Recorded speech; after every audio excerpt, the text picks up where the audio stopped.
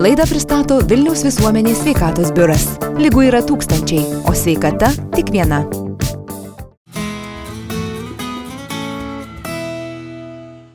Sveiki sugrįžę! Skubėkime keltis į Vilniaus pakraštyje esančius medžių apsuptus keliukus, kuriais galima smagiai keliauti su visa šeima. Ir ne šiaip sau, o vadinamuoju šiaurietišku ėjimu. Dar nebandėte?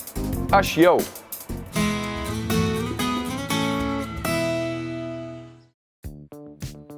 Turbūt daugelis esame matę žmonių vaikščiojančių su dviem į slidininko panašiomis lazdomis. Greičiausiai nustebote ir pamanėte, koks šis sportas ir kuo jis gali būti naudingas. Iš tiesų toks vaikščiojimas vadinamas šiaurietišku ėjimu.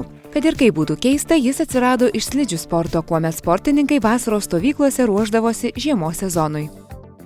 Tokią iš pažiūros keistą veiklą nusprendėme išbandyti ir mes, tiksliau mūsų laidos vedėjas Donatas. Einant šiaurietišku ėjimu, padedant lazdom, žmogaus kūno svoris pasiskirsto tolygiai. Jis nuimamas nuo apatinės kūno dalies, sąnarių ir daugiau tenka viršutiniai kūno daliai – rankoms, pečiams, liemeniui ir nugarai. Dirba visas kūnas ir apie 90% raumenų aktyviai dirba ir suaktyvėja kraujotaka. Eidami, kaip ir kiekvienoj aktyviai fiziniai veikloj, aktyviau kvėpuojame. Kūnas labiau aprūpinamas degonimi, suaktyvėja širdies ir kraujagyslių veikla. Praktikuojant šiaurietišką ėjimą itin stiprinami nugaros raumenys, o tai aktualu bene kiekvienam iš mūsų. Prie šio amžiaus tokios rykštės prie nugaros skausmų, iškrypusių stuburų, kai darbas yra sėdimas, fizinė veikla nėra pakankama ir kenčia mūsų kūnai nuo nejudros. Būtent šiaurietiškas ėjimas gerai įdarbina visą kūną. Kaip sako instruktorė, šiaurietiškas ėjimas visų pirma tai maloni veikla gryname ore. Tai reikia turėti porą lazdų, o šiaurietiško ėjimo lazdos turi atitikti keletą reikalavimų. Turėti pirštinės formos dirželį, skirtingą dešiniai ir kairiai rankai, rankena turi būti aptaki, lengvai slankiojanti delne, nuo pats lazdos strypas pagamintas iš smūgį amortizuojančios medžiagos, geriausiai tinka anglies ir stiklo pluošto junginio strypas. Lazdos aukštis taip pat vienas iš svarbesnių aspektų, jie apsprendžia žmogaus ūgis. Pastačius lazdą prieš save, alkūnės kampas turėtų būti nuolaidus. Išbandyti šiaurietišką ėjimą gali kone kiekvienas, nes pamokos su treneriu, kuris pasirūpina inventoriumi, šiuo atveju lazdomis, organizuojamos kasdien daugelyje Vilniaus miesto rajonų ir parkų. Vilniaus visuomenės sveikatos biuras užsiėmimus jau šitos pradėjo organizuoti kartu su Suomijos ambasada dar 2010 metais.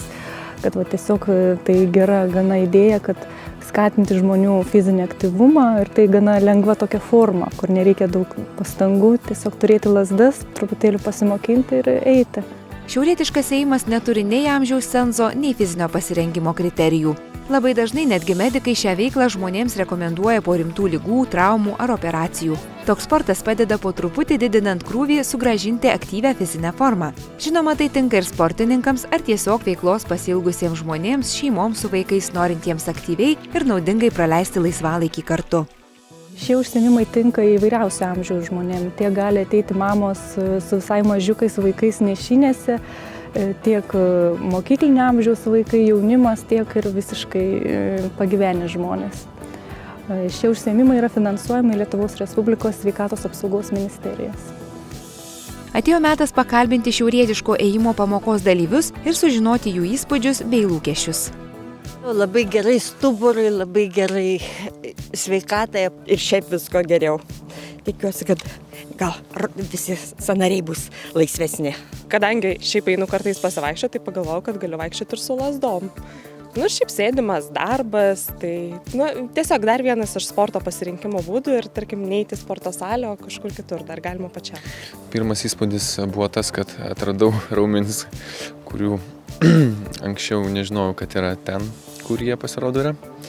Tai matyt, kiekvieną sportą išbandžius, tokie pojūčiai atsiranda. Nesvarbu, ar tai būtų futbolas, ar krepšinis, ar galbūt net ir šaškės.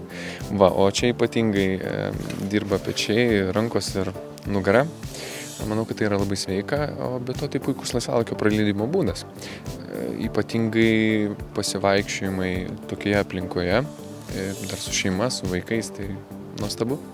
Šiaurietišku ėjimu vadinamą veiklą mes, kaip matėte, išbandėme ir įspūdžius papasakojome. Jums patiems tereikia nuspręsti, kada ryšitės išbandyti iš pažiūros keistą, bet labai naudingą sportą. Gražaus oro ir geros sveikatos.